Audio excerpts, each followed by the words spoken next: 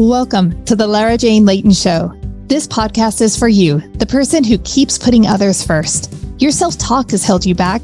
You no longer need to take a second seat. Let's explore ways to overcome self-doubt. You can silence that inner bully voice and achieve your full potential. Here's your host, Lara Jane. Hello and welcome, Karel. I am so excited to talk to you today about authentic love. Anything to do with self-love and authenticity is just one of my favorite subjects. So I'm so excited to have you here. Thank you so much. Your bio and all the information that you shared with us for ways for people to get a hold of you are in the show notes. And so people will be able to locate that. But I'm so excited to talk about self-love. Let's turn the time right over to you. All right. Thank you so much. I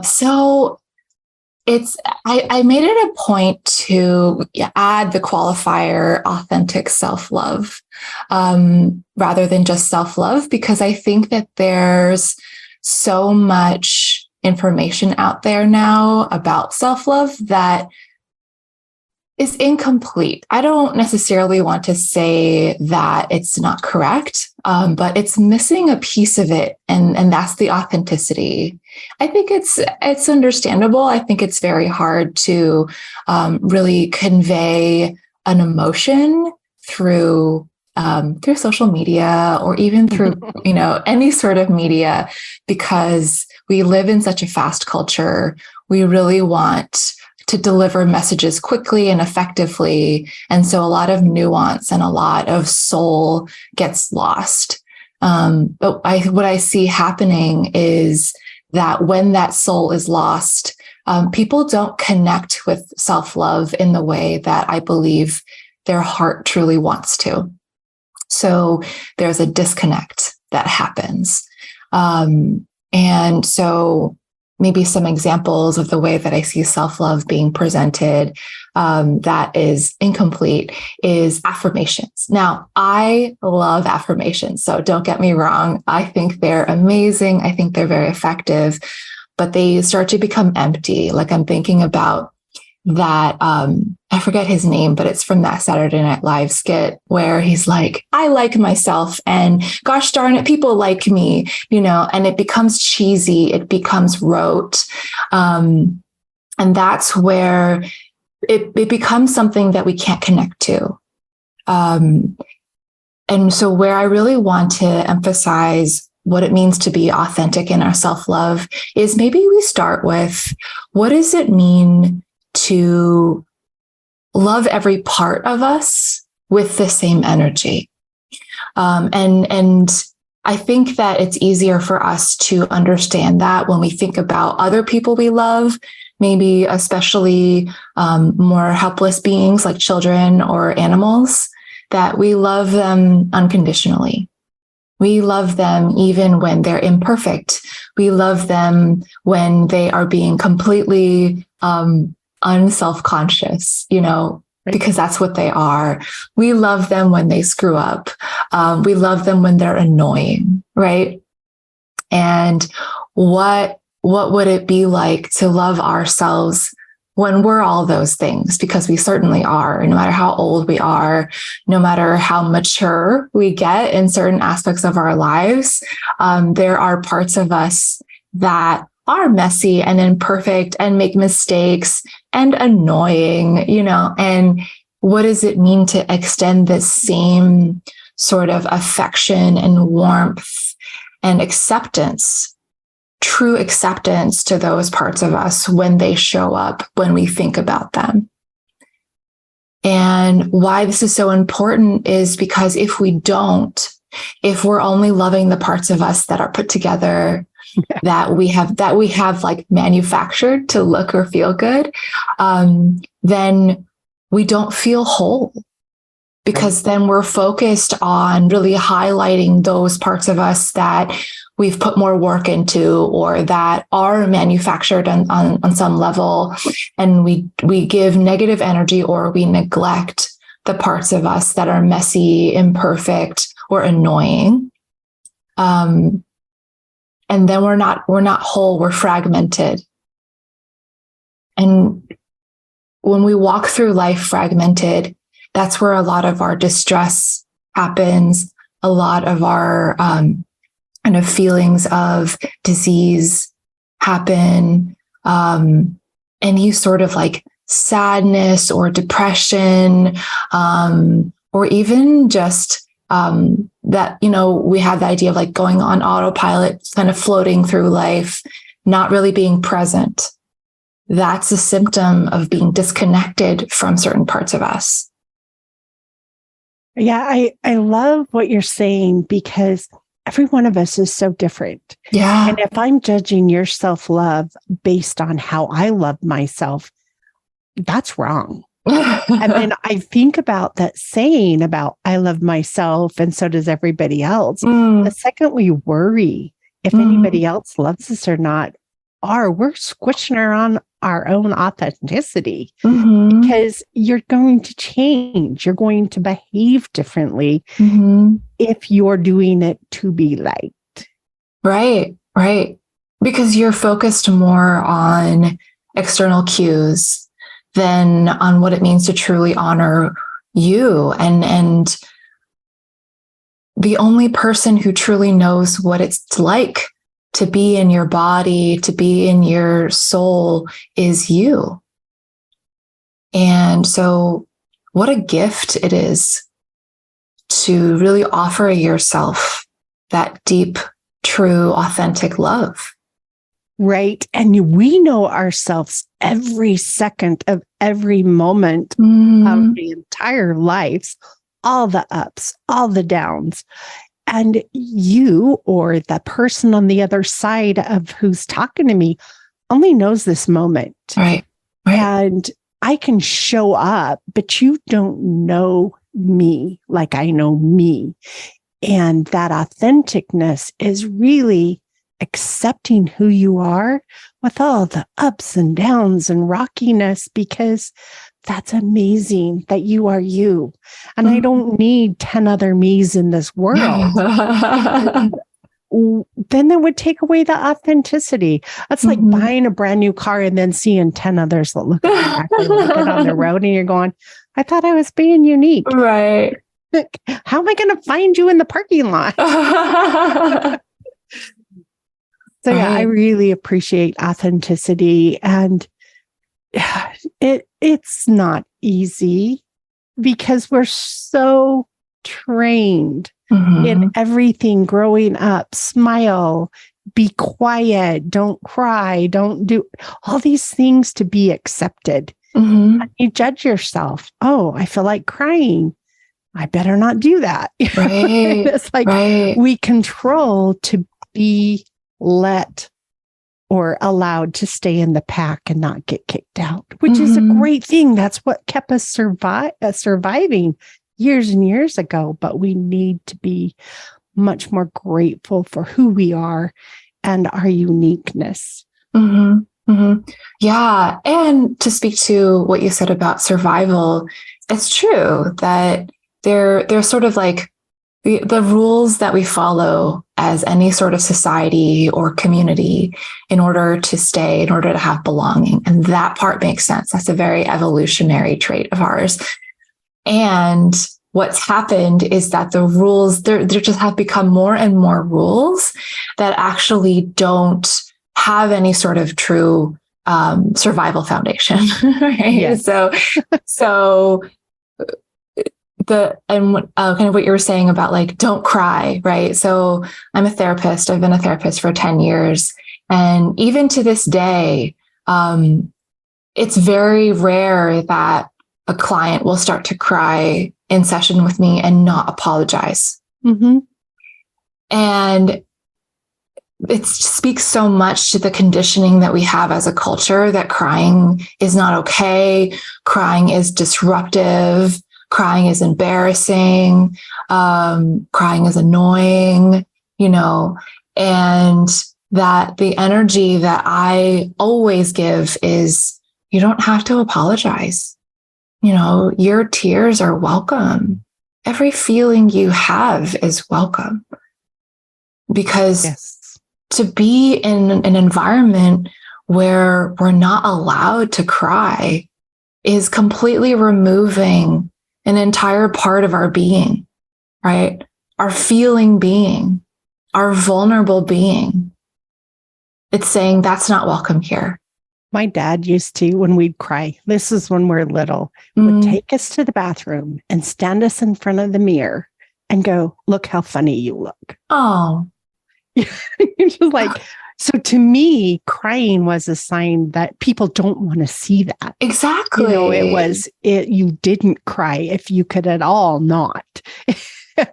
You think about it and you go, I don't even know a healthy way I didn't do that to my kids, but I don't know. How do you get to the point where you make it okay? I still struggle with allowing myself to cry. Yes, I do. Yes, I've gotten better at it to just embrace the feeling and let it flow, because I know it's cleansing and it's so good for us. But I still struggle. I still want to hide so nobody else can see me doing it. Yeah. So and then we are all raised different. We are all going to struggle with different parts of our authenticity, but it's Esther Hicks calls it the art of allowing, and I do that for other people. But why do we not allow ourselves? Why do we? Because we're still trying to be accepted and kept in the right, and we're outsourcing that acceptance, right? Yes. And I do want to point out that outsourcing acceptance it's not okay. It's very natural, but the missing piece is having a very grounded, very self-sustaining source of acceptance within ourselves as well. So that when we outsource acceptance and it doesn't come to us, that we're still okay, that we still have that sense of acceptance, okayness, and belonging, right? And so like you, I do struggle still with crying in certain situations. And as you were talking, I was like, what is it about for me? And I think it's because I sense that the other person is going to be uncomfortable. And I don't want them to be uncomfortable. And that in the work I've done with my own authentic self-love, I've come to a place of knowing how to respond to the part of me that's crying, right? And so part of that is certainly allowing it to happen. But it's also, there's a part of me that has a responsibility to respond. So if you think about babies, when babies cry, right. And that they are allowing themselves to cry. We ought to allow them to cry, meaning we don't just shove them away, or we don't put them in a closet, but also it's our task to respond, to say, what do you need? So it's not just, oh, you can cry, it's okay, but it's, wow, this is a need that you have. There's a pain here. How can I help? Right. That because I think that's a huge missing piece for a lot of us is what is the cause of the tears and how, well, not that we have to get rid of them, but how do we soothe it? Yes. We have to understand the purpose behind it so that we can make whatever adjustments we want, not to not cry, but to allow, just to be that person who is okay with crying. And maybe I feel lonely. Maybe I'm joyous. Right. Because it doesn't just mean sadness. Right. It's feelings. It's an intensity of emotion. And we all want our feelings to be seen and honored and soothed, no matter how old we are. I love that. I'm assuming that as a therapist, since that's your profession, that you have to deal with this a lot, helping people to accept whatever it is about them. So I'm going to take a really quick break, get a word from our sponsor. And when we come back, just talk about how you allow or help people to allow their own process. So be right back. This podcast is sponsored by Lara Jane Coaching. You know you're ready to silence your inner bully voice. Let Lara Jane support you with coaching. To schedule an introduction call, go to larajanelayton.com. Awesome. We're back. So, Karel, how do we learn to process and allow our emotions and not let them take control? Like, how do we balance that where we allow it but not become an emotional baggage? Well, then the number one step that I think many of us either skip or are taught to skip is pausing. Our feelings give us many cues that they're there, right? So I'm thinking about your anecdote about when you were a kid and you were crying, that there was no pausing to be curious about your crying. There was only trying to shame it out of you, right? Our feelings give us many cues, only one of which is crying. There are many, many cues, and they actually, a lot of them start with our bodies, which most of us, I would say, don't notice because we have been taught to be so quick to move past our feelings or get rid of our feelings that the reactions we have in our bodies, we miss them. They become thoughts, right? And so we may be aware of the thoughts. And these are often negative thoughts. So number one is, I don't like this, right? And that could be a thought. But sometimes we even miss the thought. We go straight to the moving past. So that's distraction. So the number of times that within a client session, we'll get to something that I can tell is tender, and the clients will change the topic very quickly. And oh my, I do that too.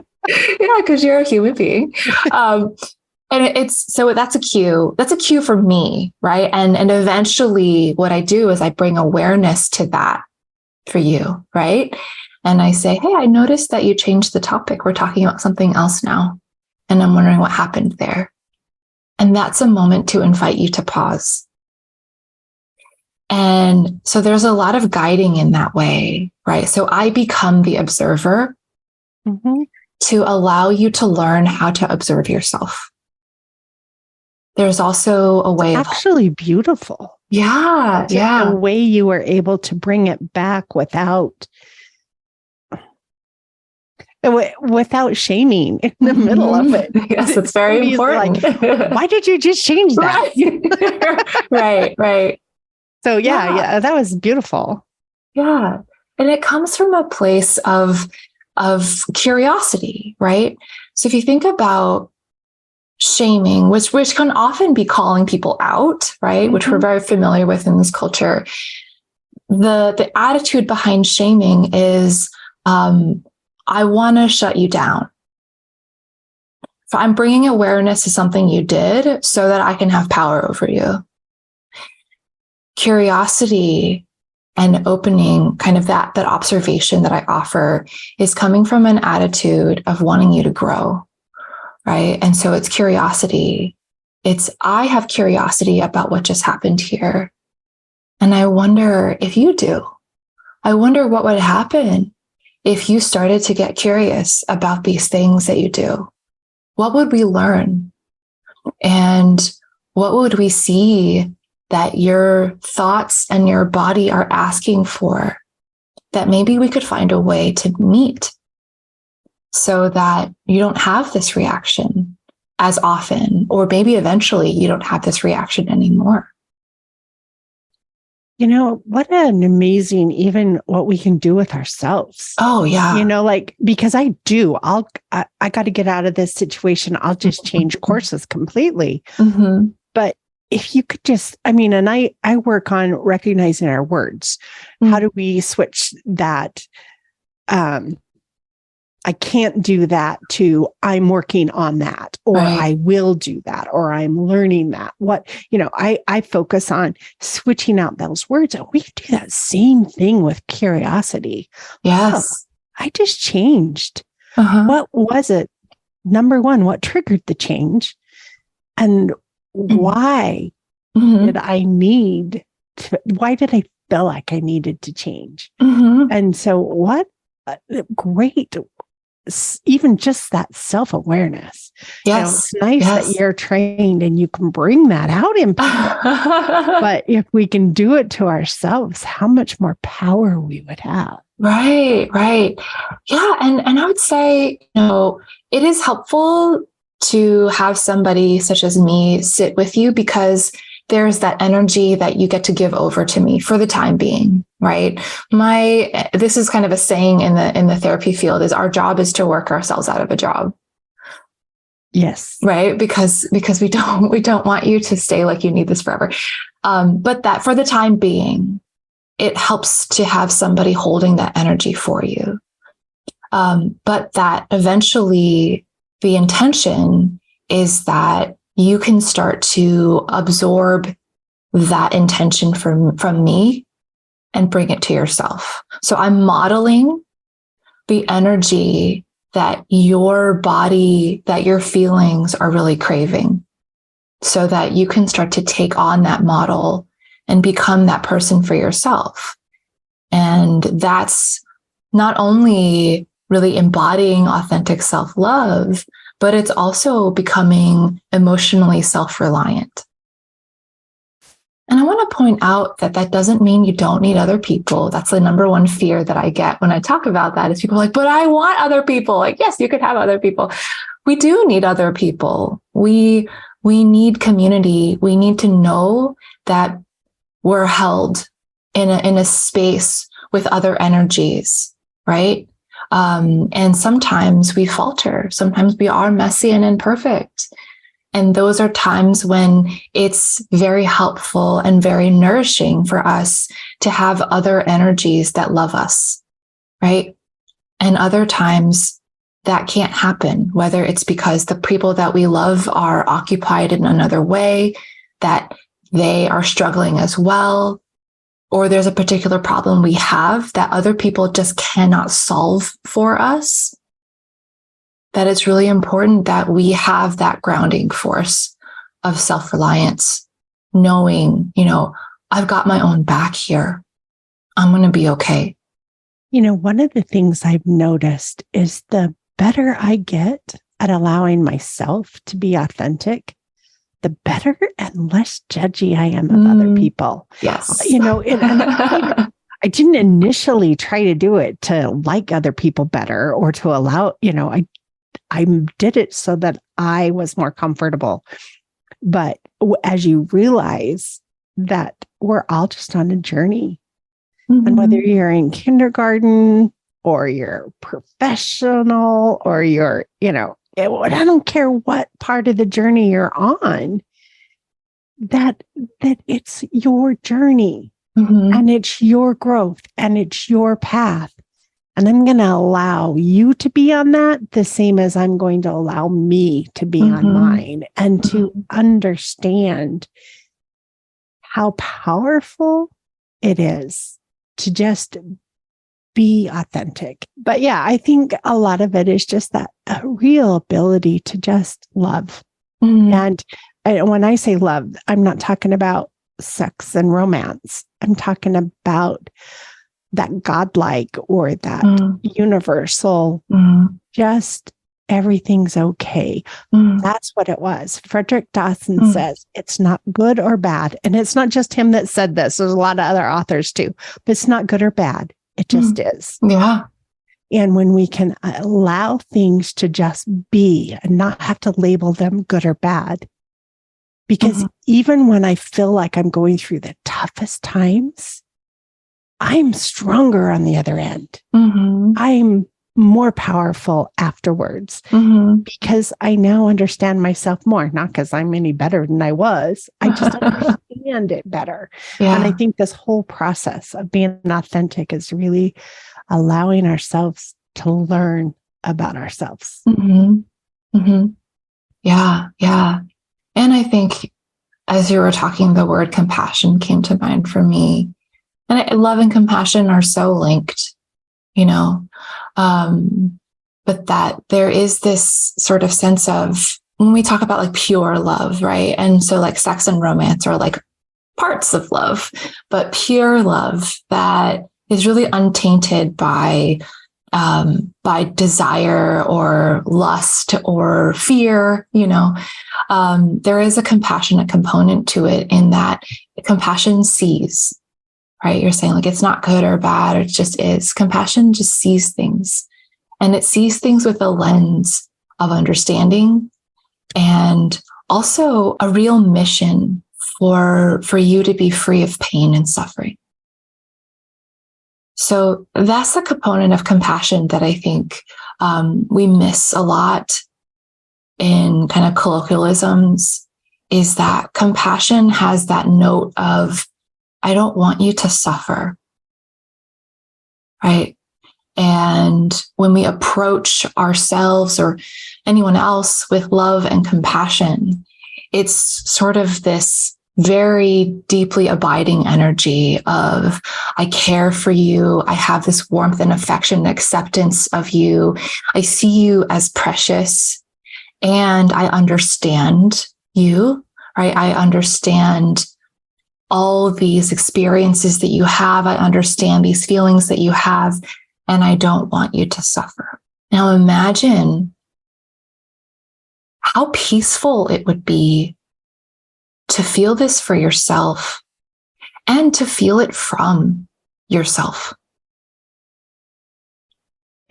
And even if you're partnered up and you have someone living in your home, how many times I don't say something that my little bitchy self wants to say because it's not going to help. Who cares? Who made that rule in the first place? It doesn't matter. And so how we can have that same compassion, like when we lash out at somebody for not doing things how we want it, we're trying to cause them a suffering. We're trying to make them feel bad. And I have tried so hard to let my spouse think they're perfect.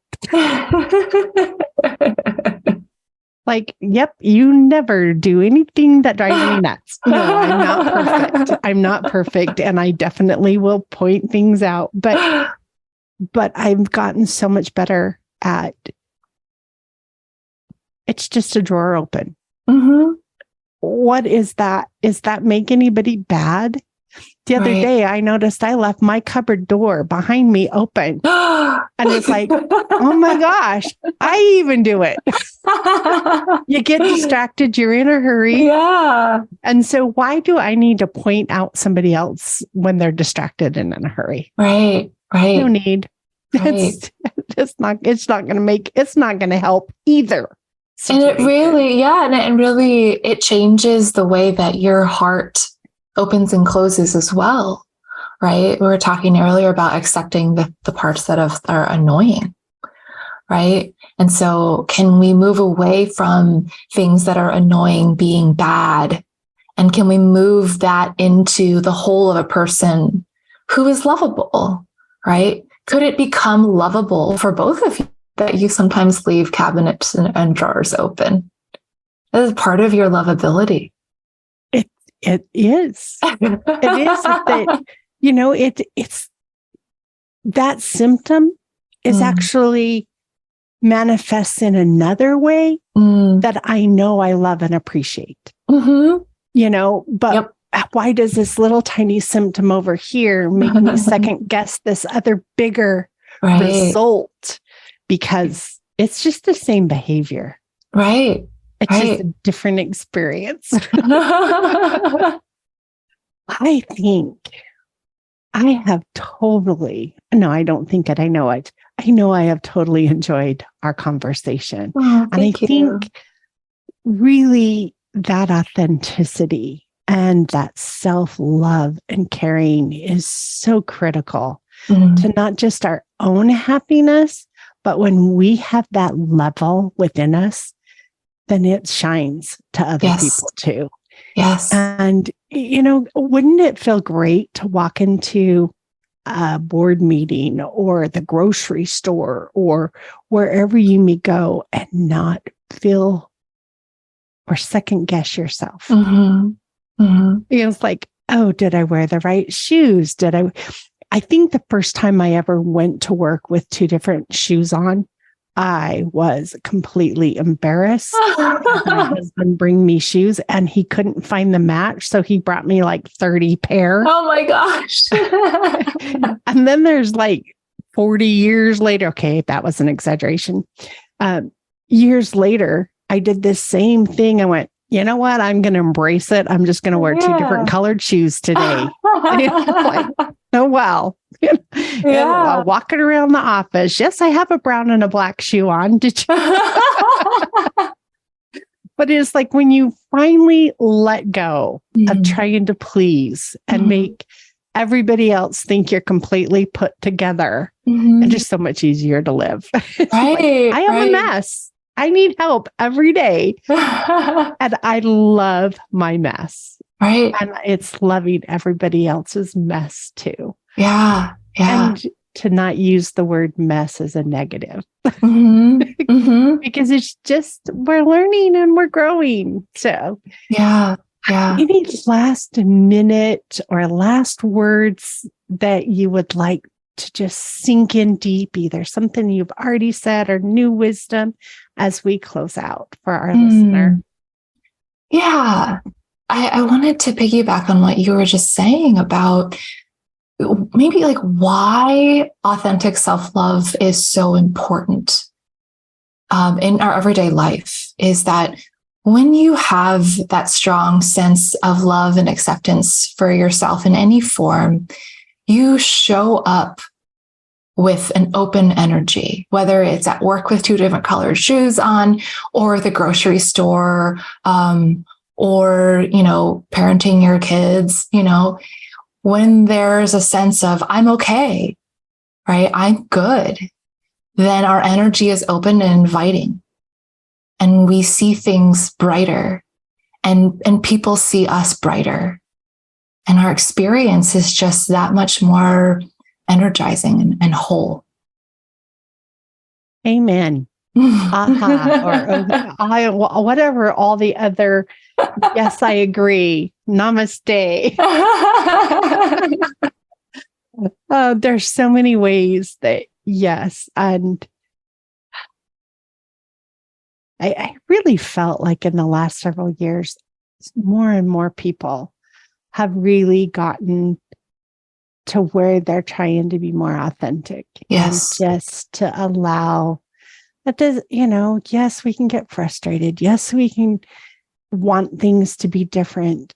But when we experience them, knowing that whatever's going on is for the best good, and we are growing and learning from it, that's magical. It's magical what it can do to your soul and how much easier it is to go through that experience of anxiety, depression, frustration, anger, and be okay with it. And it's so funny that, I'm okay being angry.